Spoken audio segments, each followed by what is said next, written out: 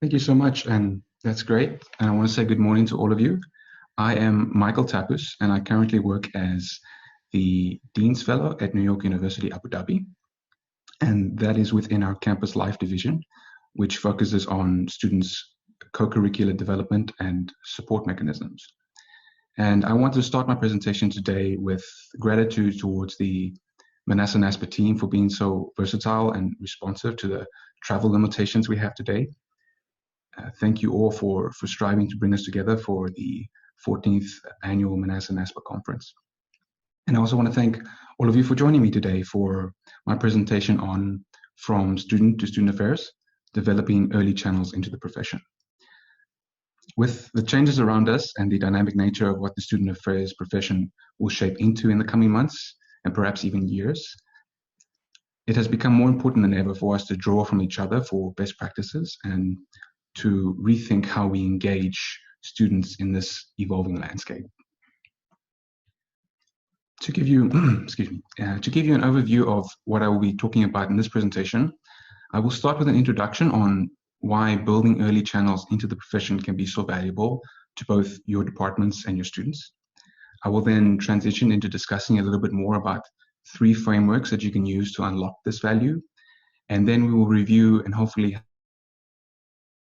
have some time for questions and answers at the end of the session.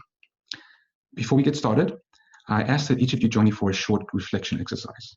So if you could grab a pen and paper or write some virtual sticky notes on your computer, I just want to ask you now to go back to your first involvement in student affairs and think about your journey. How did you first get involved? Where were you? When were you involved? Who were the people you were working with? What projects were you involved in? How big was your team? See if you can summarize that student affairs experience within 2 or 3 keywords. I'm going to give you about 2 minutes now just to think through some of those questions and to note down some of those thoughts.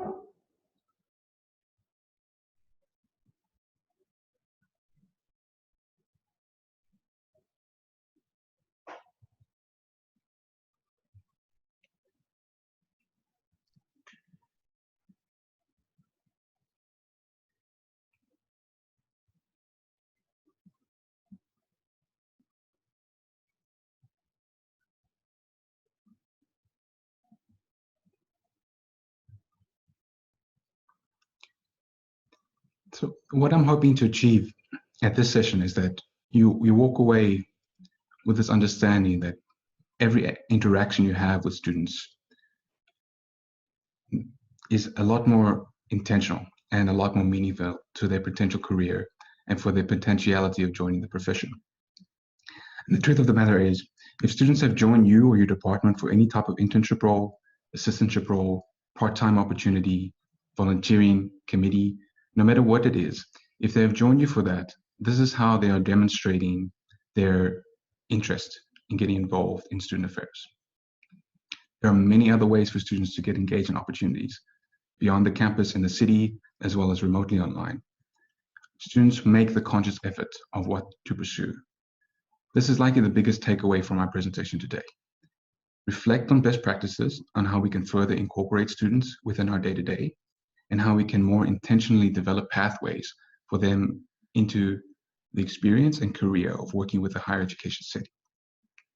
So as I discuss the three models today, I urge you for each one to reflect on how you, at your university, within your department, within the departments around you, either already incorporate or could incorporate your students. My hope is that everybody listening to this presentation walks away with at least one across these three models, one way that you feel you could implement moving forward. And after the close of the conference sessions this morning, I hope you take some time to take these back to your department, to your division, your university leadership, and start to develop those structures. And I really do thank you for being with me at this dedicated hour, because we are building mechanisms with which we are constructing early channels for students to come into the profession. We're fortunate to have this virtual format to accomplish this. And so let's move on to our first model, which is paid student staff. For this model of paid student staff, there are some key components. The first one I want to cover is structure. The defining feature of any work paid is that it needs to be structured. What this means is that for this model, I really advocate for going through a hiring process. What that will look like will vary a lot, but as a base, asking students to submit a CV or a cover letter or both, or completing an assignment that's relevant to the job they're going to be doing. Going through the recruitment process ingrains the sense of responsibility that's in the work. And this is not an opportunity that you offer to everybody, but rather it is an opportunity that a student has to earn themselves into. And they do that by going through the hiring process. So structure here is vitally important, because with that, and we'll talk about this a bit later, it adds that layer of accountability that reinforces the value and the respect needed for the position. The next key component I want to mention is working hours. And we often think that if we bring on a student employee, it's going to be so expensive and we're not going to be able to fund them because we've got no budget left. The truth of the matter is, a lot of full-time students are looking for an opportunity to gain some experience, to develop their CV, and to explore new skill sets. Therefore, if you use the reasoning that you don't have any budget left to hire a student staff member, you may have lost that student, that eager student who was willing to work with you for just 4 or 5 hours a week at the least amount you can legally pay them, just because they were hungry for that exposure. And by making it a contract, you offered an opportunity to put that down as work experience on their CV instead of volunteering or leadership. You've helped them now construct a career profile from very early on in their undergrad, where they have a job title, they have clearly defined responsibilities, and they were held accountable because they received a salary. And all of that would have been lost if you said no to carving out 4 to 5 hours worth of pay a week for one student.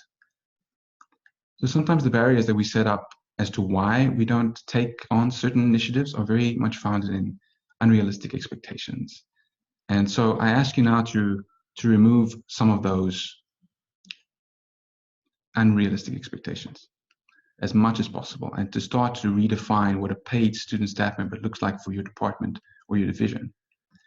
In my own last couple of years at university, I was able to do more than one part-time internship because there were low commitments. I wasn't hungry as much for the funds as I was for the exposure and for the understanding and for the learning curve and the skill development. Because yes, while it is difficult to train and to develop the structures for training, once you jump over that hurdle, these students are there to add value to you. They're your assets now. You've made that investment, and if you don't have those structures set up already, you're going to be investing in the structures for a long-term payoff. And it's often more daunting before we start. And you'd be surprised just how many students will jump on an opportunity when it presents itself. So structure, working hours, and initiative are key components. But once you have the system running and you have staff members clocking in and out, you must also remember to give them some space to innovate and to initiate. They are brilliant minds. They are there to grow and learn and to contribute. Give them an opportunity to develop an idea, to put it into practice, and to explore further. So some examples. I think I'm going to start with residential colleges and draw on the resident assistant model, where you have a dedicated student who is there to support certain groups of assigned residents. This is such a high level of responsibility that it needs to be paid, because you're holding them accountable for supporting the well-being of their assigned residents. And that takes up a lot of energy and a lot of time. What does this role actually look like? You can be guided by a curriculum where resident assistants will be trained in all of the university's resources, such that they are able to support any resident queries, any incidents that need follow-up, and to be there as a delegate of the residential life division. That level of engagement, in terms of exposure to so many vital elements of student affairs, is an incredible source of motivation to pursue the profession further.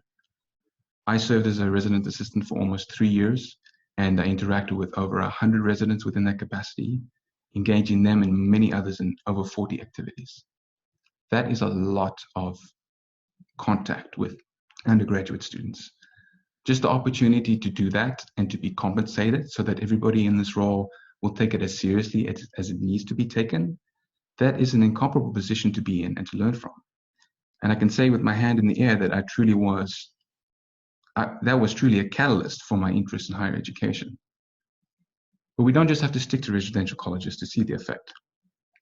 If you have an events team and you need an additional support for graphic design or outreach, this is a way to activate the talents of a very computer literate generation and to give them insight into the work you do, so that it is not so much about completing tasks, but understanding. What are the objectives? What are the learning outcomes? Who are the stakeholders we're trying to reach? Why does it matter in the larger vision of our university? Who are we targeting? How is this funded? What are some of the alternatives? What have you done historically? These are all lessons.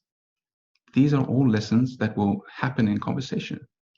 This back and forth constructs a knowledge bank that the student will be able to use in other positions as an understanding of how higher education functions. And this is true from interactions in all types of student affairs divisions. If we look at career development, for example, they are thinking about delivering CV workshops and cover letter writing and interviewing prep, outreach to employers, bringing them in for information sessions. Students can be recruited to participate in these services. They can build the structure with which you can then support students further. In all of my exposure as a paid student staff member, learning these professional skill sets intertwined with my interest in the field helped me navigate how to move forward because it taught me how to be a professional. And at the same time, I was working and supporting students and peers and my colleagues, coming up with ideas and trying to fill gaps in support, whether that was alumni relationship building in the UAE or employment procedures in the country. That initiative comes from students who are going through the processes and who identify gaps that can be addressed and who can contribute to the systems to address those gaps. So as a department that in many cases may be understaffed, you have a resource right in front of you that can identify needs and that may be equipped to fill those needs. And they may be able to do it in just a few hours a week. So while we discuss the limited budgets we may have, I want to push you now and ask you to reflect on a couple of questions. Ask yourself, what's the most amount we can spend? What does that translate into in weekly hours? What does a job description for a few hours per week look like? I'm going to give you 2 minutes again to record these thoughts now.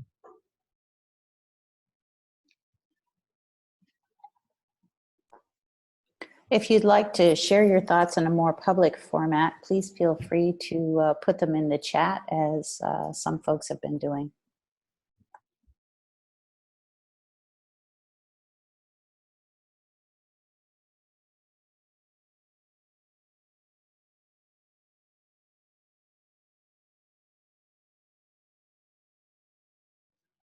Yes, I'll just add as well that we will have some time at the end of the session to review questions and answers. So please do add them in the chat box.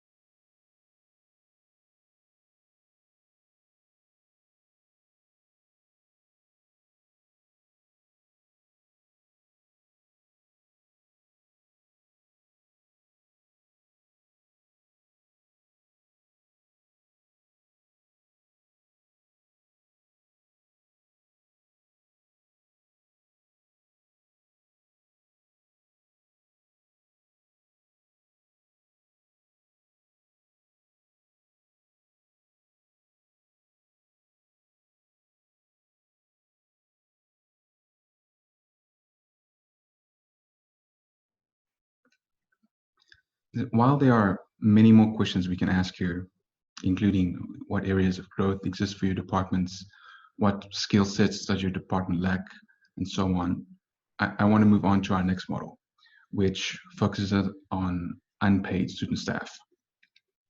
And one of the reasons I've separated these two is because we have a higher level of accountability when staff are paid. We mentioned the recruitment processes, but then there are also the consequences section of paid staff. Depending on the level of responsibility, these can range from strike systems to reduced compensation, to suspension or dismissal, to referral to the student conduct committee, and so on. So enforcement of policy in holding people accountable to their responsibilities is a key component to their interactions at the workplace and between us. But this is especially true when they are being paid to be involved.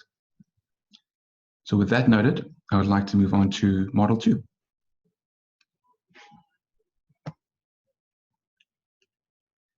The second methodology with which to incorporate students in the work that you do is to build interest in them engaging in a way that compensates them without money involved.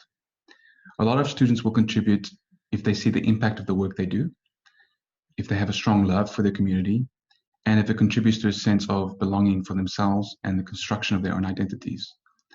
So when we think about opportunities for students to get involved in less formal mechanisms, we can mention some examples. A common example is admissions departments. While our recruitment methods at NYU Abu Dhabi have been an outlier in our young history, it's true that all universities need to recruit invested and dedicated students. Asking representative enrolled students to be ambassadors of the institution during VIP visits, formal dinners and lunches, excursions to other campuses, and recruitment events is a terrific way for students to get the type of exposure to the type of work that may have brought them there themselves. So these are brief, non-recurring occasions where students get to see the other side.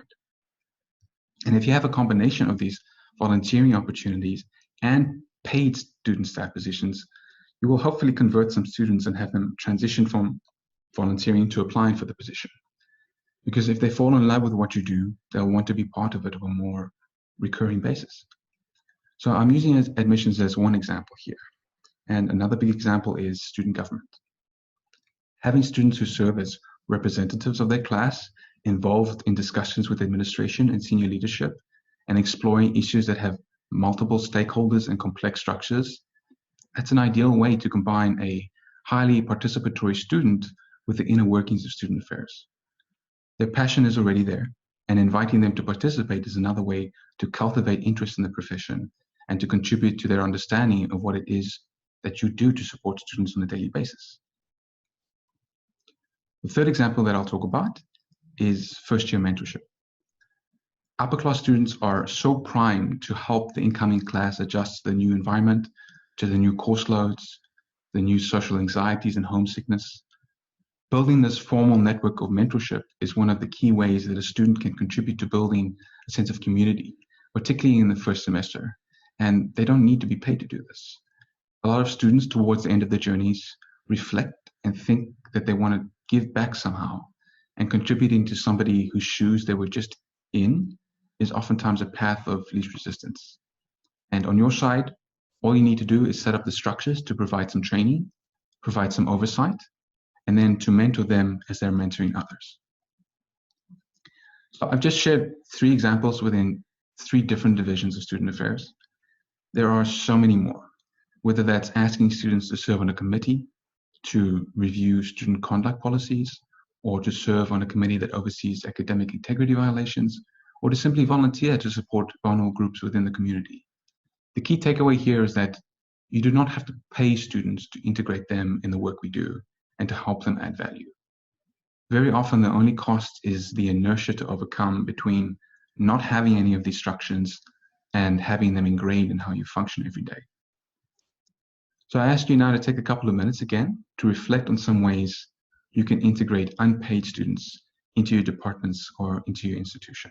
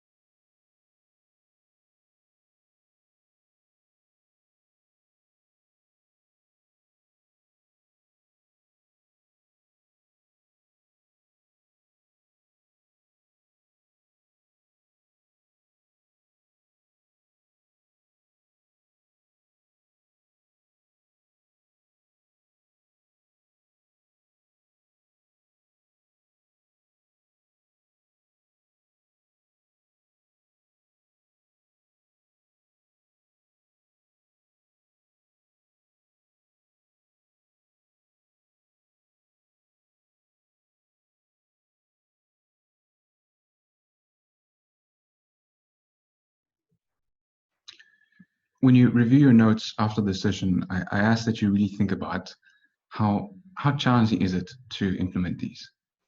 How do you get it up and running and then measure the success of these programs? What are best practices? So we join conferences like these to learn about these approaches and to learn from each other. I encourage you to speak with your institutional peers and focus some conversations around cultivating these early channels for students to become more interested and engaged in the profession. And another topic for these discussions can be the model, our last model of the session today, which is our postgraduate staff. Not only is there an opportunity to continue building on potential years of cultivated interest within student affairs and the students' participation throughout their time in their undergraduate degree, we also get to provide them an opportunity to do this full-time. Having been through this experience myself of splitting focus between academics, extracurriculars, internships, and work experience, these concurrent priorities often divide attention and make it hard for a student to truly reap the benefits of any one of those things individually. So with the academic mission of the undergraduate experience completed, those students who have demonstrated an interest so far in their time within the profession now have this channel that is truly dedicated to allowing them to fully absorb what it's like to work within the field, not only on a full-time basis, but also with complete accountability. Whereas we've talked about committees and part-time opportunities, there was always a bit more slack in expectations, because not only are students going through their own developmental processes as young adults, they're also now learning to navigate their priorities and configuring their identity and sense of purpose. This full-time opportunity after graduation is a way to truly experience the workforce and yet still have the supported frameworks of a familial environment, pre-existing colleague relationships, and a solid understanding of the university's mission and vision. Given this context, I want to talk about two ways to help accomplish this. And these supplement the option of flat out giving a graduating student the opportunity to work for a particular department. They are purposeful programs that are meant to cultivate an early channel for students who are interested in working within higher education. So number one, we focus on summer opportunities. Student affairs officers are very busy throughout the year, and the summer is not only a time to pick up on projects that have been sidetracked, but it's also a chance for staff to take rotational vacation. Thus, this is a prime time to incorporate graduating students on a full-time basis for a traineeship for the summer period. A lot of students are in transition after they graduate.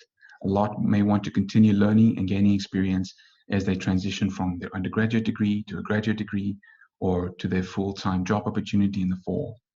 So inviting them to learn more, to be there full-time to complete projects, and vitally to take responsibility for the office when staff are stepping away, this activates a heightened sense of accountability. It marks the transition from, oh, I really like doing this internship in this department for a few hours a week, to I'm in the office 40 hours per week. I'm accountable. People depend on me full-time because there is rotational staff. So there's a higher sense of urgency and agency. And exposing fresh grads to that atmosphere, I believe, is one of the key ways to help them determine whether they want to be in that environment moving forward and whether they feel ready for it.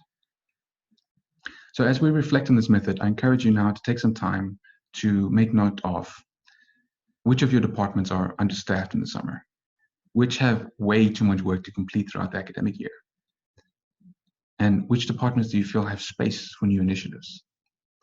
So this is our last reflective exercise, and I ask you to take 2 minutes again to think about some of these questions.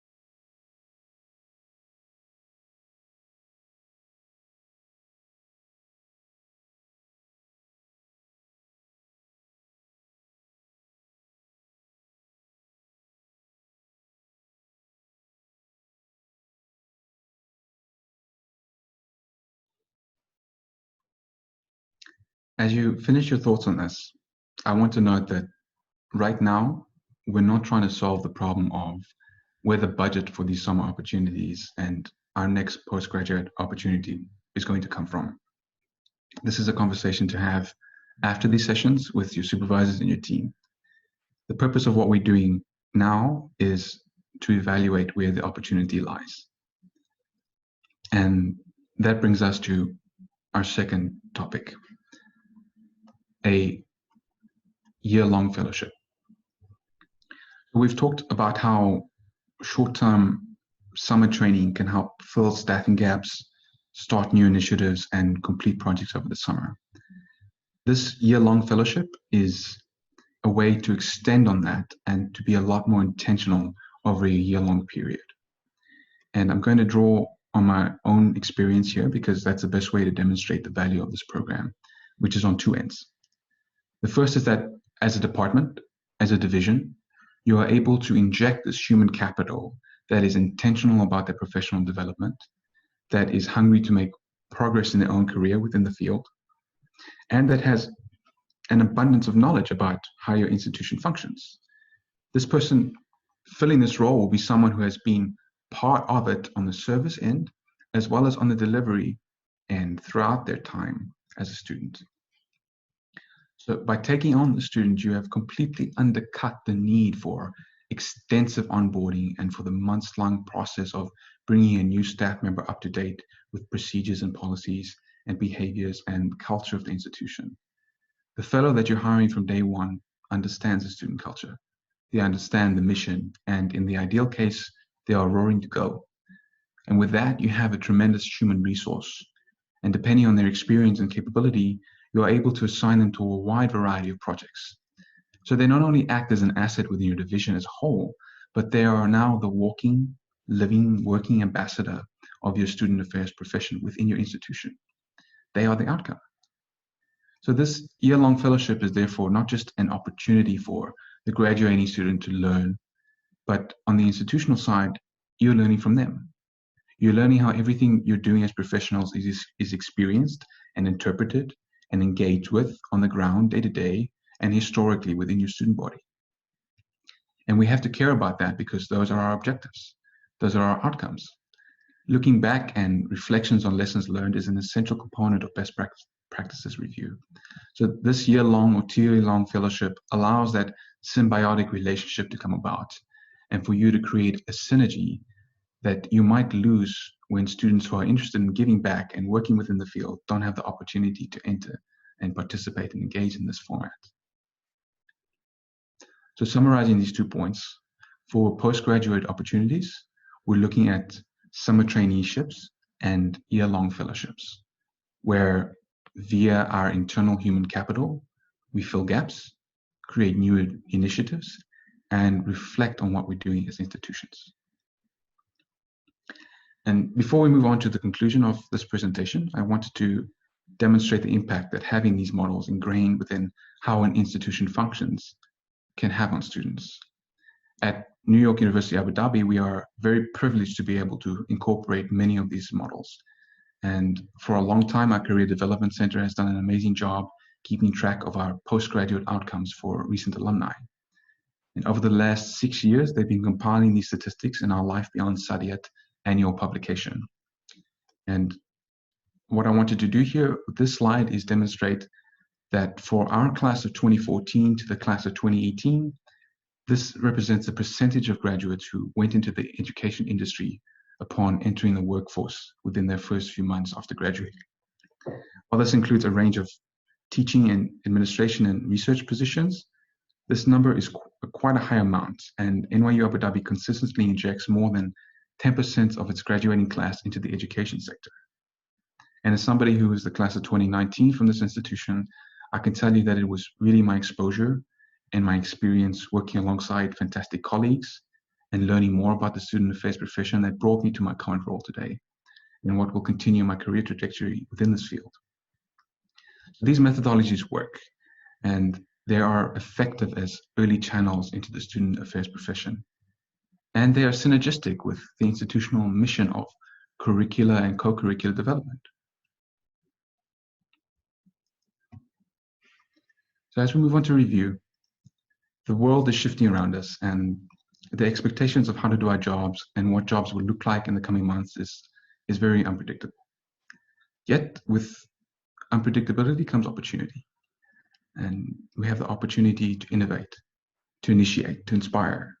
And while some of the ideas we mentioned today of incorporating students further into our student affairs practices were modeled in traditional settings, they're meant to be sources of ideas. They're meant to be guidance. As we move forward, I encourage you to rethink how you operate, why you operate that way, what gaps exist in how you function, and how can those gaps be filled. And as you reflect on all of these things, I encourage you to look at your students as not just customers in our educational mission, but as untapped potential. Draw them in as you reflect on the past, as you contemplate the present, and as you reshape the future. Involve them, mentor them, encourage them. Passion is often brought out of achieving the ideal, but it is very often ignited and reinvigorated through action. Take action not just for them, but with them. This implicitly transforms into the early channels that enable them to develop interest in the student affairs profession, that allows them to explore the profession, to identify their fit for the type of work we do, and to motivate them to pursue it further. The next time you go into your office, once we get past COVID-19 and you get to see your students in person again, those that work with you and that have worked for you, I ask that you please be thoughtful about their motivations for being there. Cultivate whatever interest they show in your work. Guide them in making the best decisions for them to further pursue their interests, to get more exposure, to learn from your colleagues and from your colleagues' colleagues. Set them up for success. Highlight for them and with them a pathway to the student affairs profession that you are in, because if they choose to, they may be your colleagues of the future. In the same way that we get inspired by our early teachers to pursue a subject and have that influence our choice of major in college, this is likewise true for professions. And for residential colleges in particular, we are privileged to be able to influence students' lives on a daily basis. That constant access, constant interaction, and constant role modeling is what paves the way for many students to see it as a career that they feel they belong to. Because you have built a community that they feel they belong to. And there is nothing stronger than a sense of belonging and a sense of engagement. And the role you play is that you catalyze that development. You are catalysts. And students have agency. Equally as important as you paving pathways for them and building student affairs aptitudes, it's for students to have avenues of self-direction and opportunities to take personal initiative. One example of this is to encourage students to engage in informational interviews with other local professionals, thus exposing them to further journeys within this field. Incorporating time in your own schedules and inviting colleagues to be a part of this mentorship is an ideal way for students to explore what trajectory most aligns with their personal goals. Moreover, students can be guided to additional resources, such as websites and associations related to student affairs, or be supported in applying for certificate programs to increase their knowledge.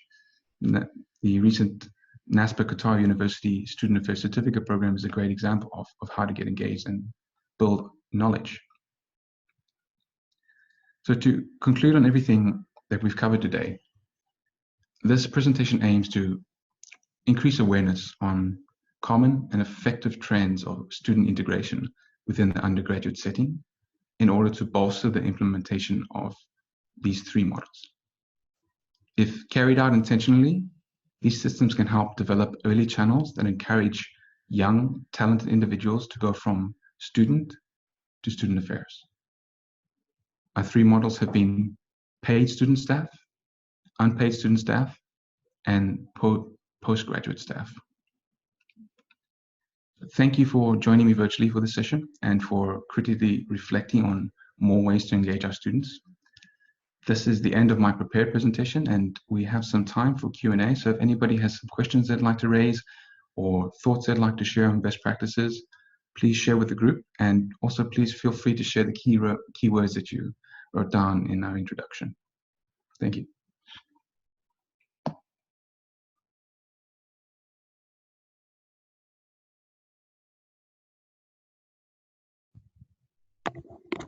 Thank you for your presentation, Michael. Participants, feel free to either ask questions by unmuting yourself or putting your question in the chat group and we can respond.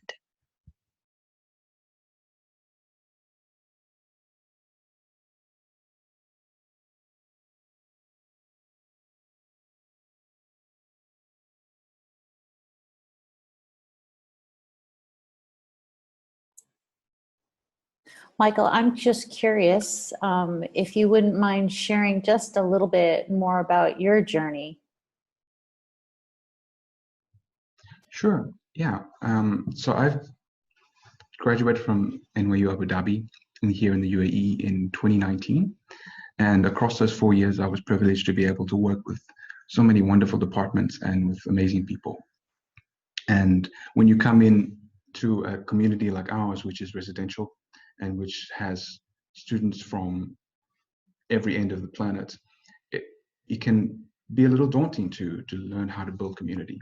So engaging in this way where you're seeing the purposefulness behind what the administration does to support and integrate students, and then from your side coming in to contribute as through some of the models that we've discussed today, that really helps cultivate a sense of belonging, and it catalyzes your own development as a student and as a professional. So, and it's not the end of the road to say I've worked in some of these departments and then taking those skill sets beyond the student affairs profession.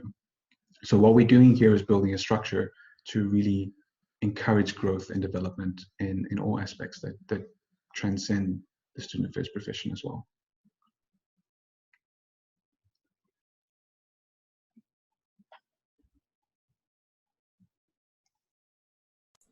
Thanks. Any other comments? Anybody else want to share their journey from student to student affairs?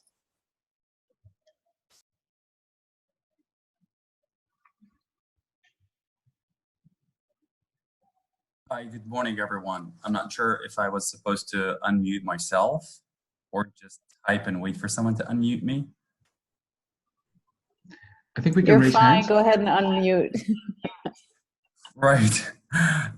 This is Mohammed. I work here as an associate director for student professional development at Georgetown University in Qatar. And I have to say, Mike, this is really insightful. Thank you so much for sharing your experience, especially that you're an example yourself of the transition.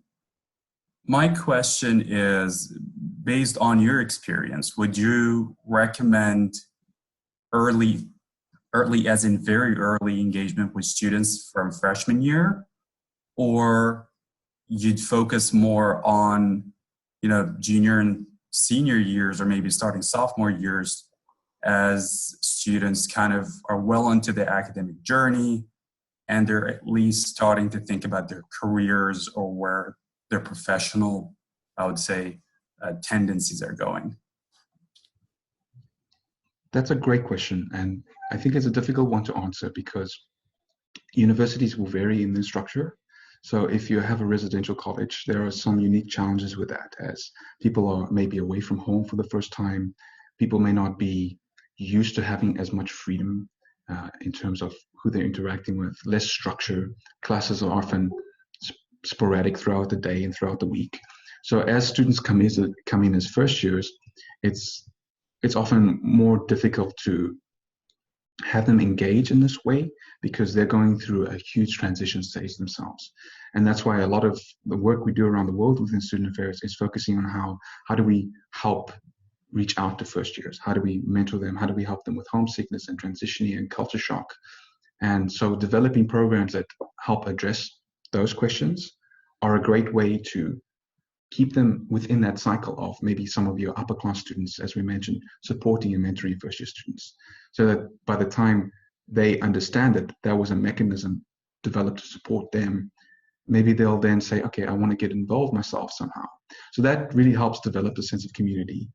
But I would say in general, open it up to the whole community, from first years all the way up to graduating seniors, because you're going to have, as I mentioned, people have a lot of agency in choosing what they pursue. So if you have the opportunities out there, people will find them and they'll follow up. And then that gives them an opportunity to discover and to learn a lot more. So I think opening it up in general, but being mindful of the stage of their journey throughout their undergraduate degree, where coming in as a first year, it's quite a transitional period. In the second and third year, they're a bit more comfortable depending on how their classes are going, how's the interaction with social life. And then in the senior year, it is very much about what's my next step and how am I going to keep moving forward now that this experience is coming to an end. So probably towards the latter years is when you really want to get people thinking about how to engage, what it means for their professional development, and how it contributes to their career growth. But great question. Thank you, by the way, as well. Appreciate your comments. Thank you. Thank you, Mike.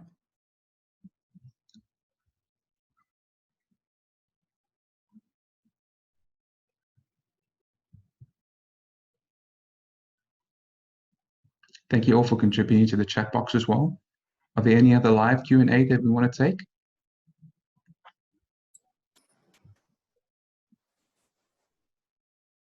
Hi, We do. hi, Michael. Sorry. Thank you for your presentation. I have a question for you in general. What is something you have learned about yourself throughout these transitions that you would offer out or share with other students about your journey?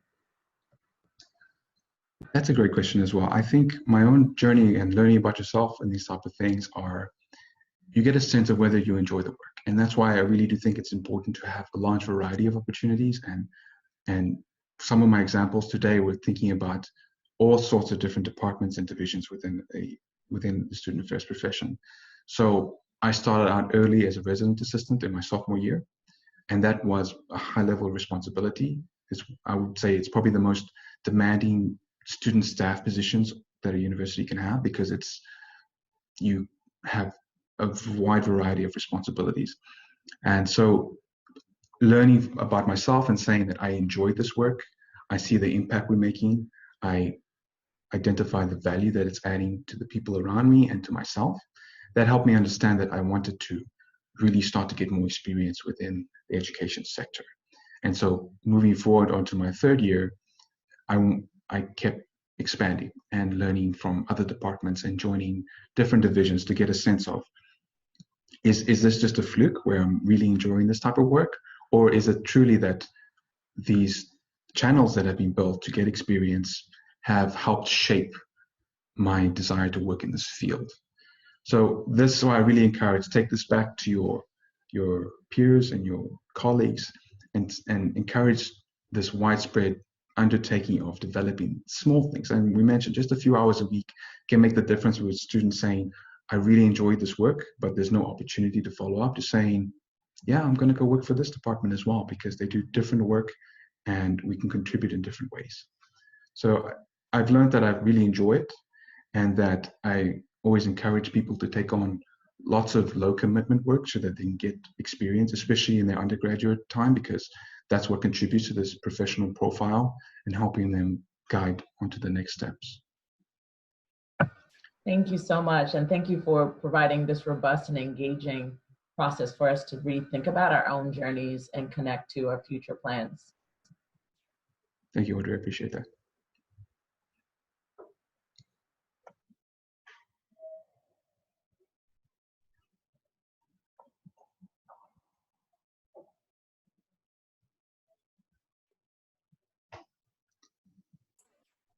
Any other comments? Oh, go ahead, Michael. Yeah.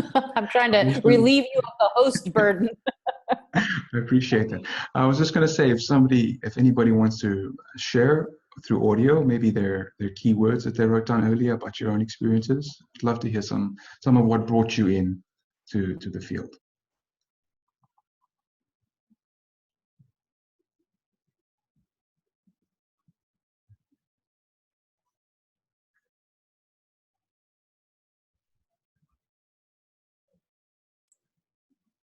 I'll share mine.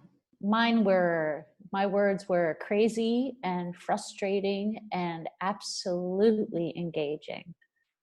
And I say this because I entered the field 100 years ago, but it was at a place where in my life, I didn't even know there was such a thing as a student affairs profession. And I really didn't know it until I was probably about 6 months into my job. And it was the most fascinating thing that I had ever seen. And after about 6 months, I marched into the vice president for student affairs. And an impertinent 23-year-old looked at this man and said, "How do I get your job? I like this field. How do I get your job?"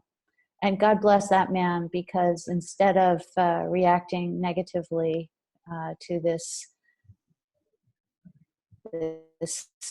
young person, he said and mapped out how I should do what I could to get a VP position. And by golly, he became my mentor, and it worked for me. So here I am. I'm very curious to know what other people have done.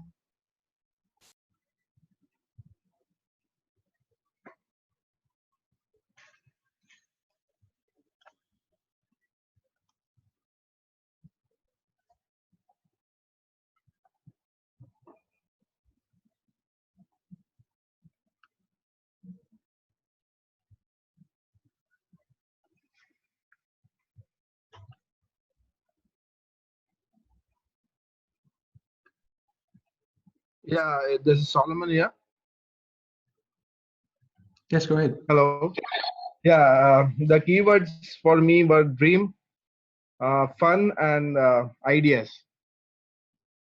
Dream as in it was always my dream to join higher education, a university, but had been working in schools. Got my dream to join student athletics and recreation department at American University of Sharjah. Never knew that student athletics and recreation is a part of Office of Students Affairs, you know. And right now dealing with all kinds of students, giving ideas, engaging students over Instagram, you know, giving them home workout videos and asking them that they will be, they can send us videos and we can show them on our Instagram handle. So giving some ideas and engaging students online right now. Thank you. That's great. Thank you for sharing.